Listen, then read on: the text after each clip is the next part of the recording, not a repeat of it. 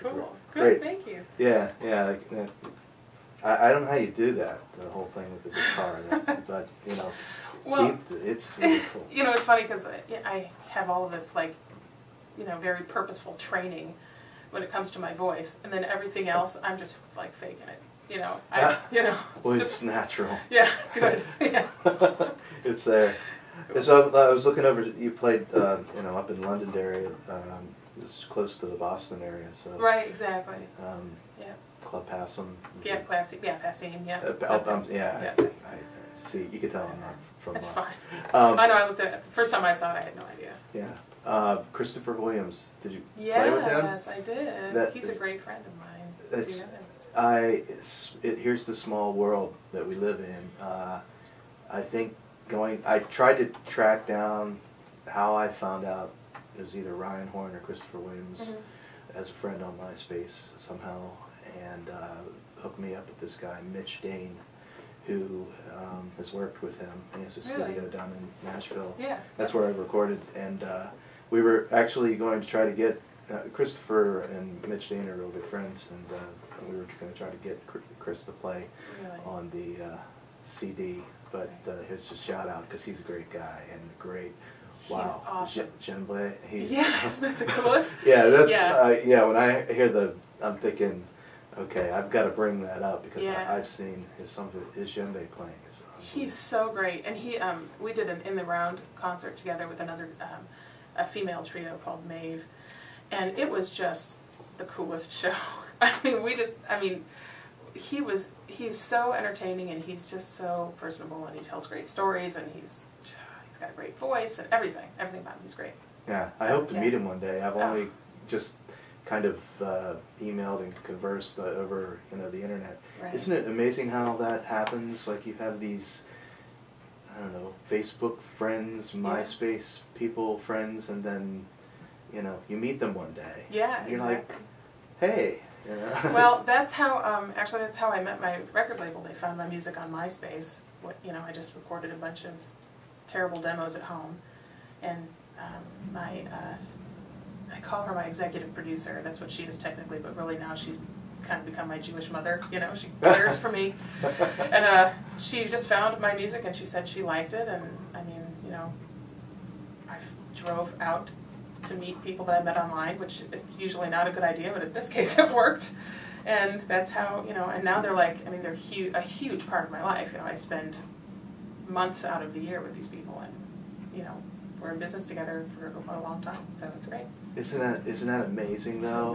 It's so weird. I know. It was very strange when I remember driving down to Nashville, and, making these, sending these emails and everything, and I'm like, I'm going to meet this dude at the studio, and, not knowing what to expect, honestly. I thought, the music industry is just like, your dad was in it, and you just don't, you don't know. It was like so many, like, kind of shady kind of things going on, right. And this ended up being like the pinch me. That's what I'm finding, is that the people that I'm meeting through, especially through Twitter of all places, I am meeting the people that, like, there's no other way I could have found them, but they are becoming this foundational, like this support system that I don't think I could do what I'm doing without them.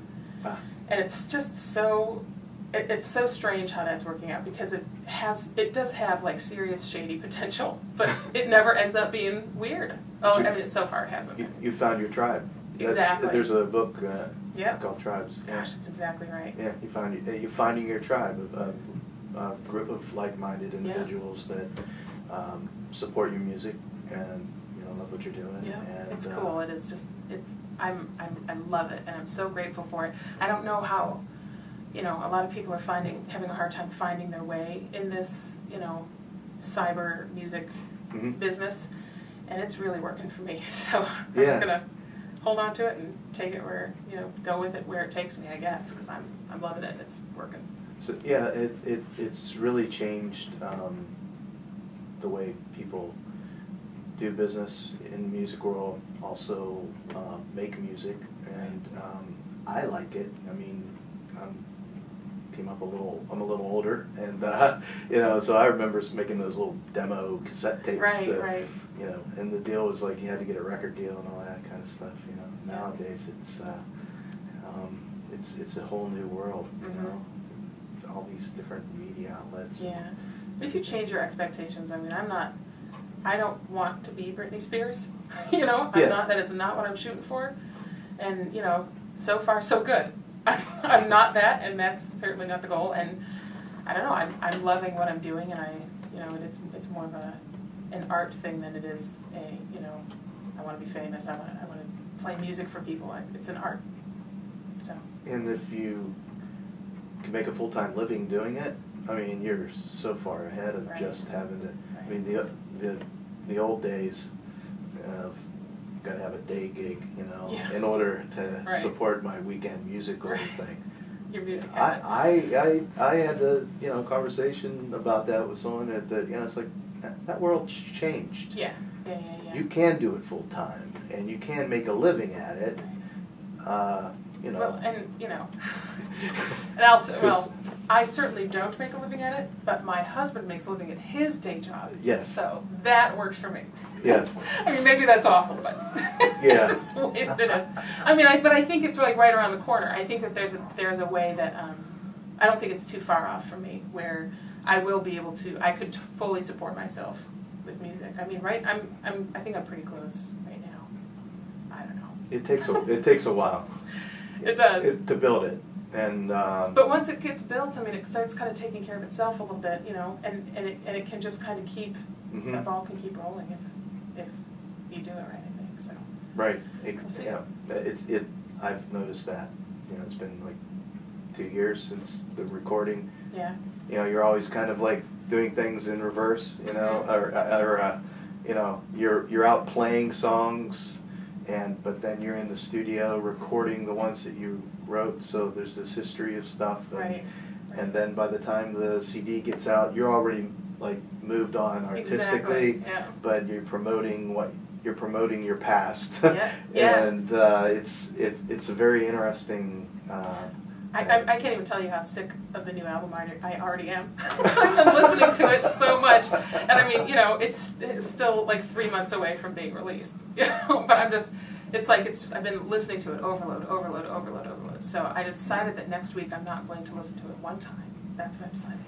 There you go. Yeah, well, but then I'll go back into it like crazy, I guess. I'm lucky. I get to listen to people like you. So cool. That's to great. I have people come in, and so you want to dig into something? What, I will. You're going to do something from the new CD? I think I will. While you're doing that, if we can just let people know that you're listening to Acoustic Songs Live on WNJR 91.7 FM in Washington, Pennsylvania at W&J College. And we're also streaming online at WNJR.org.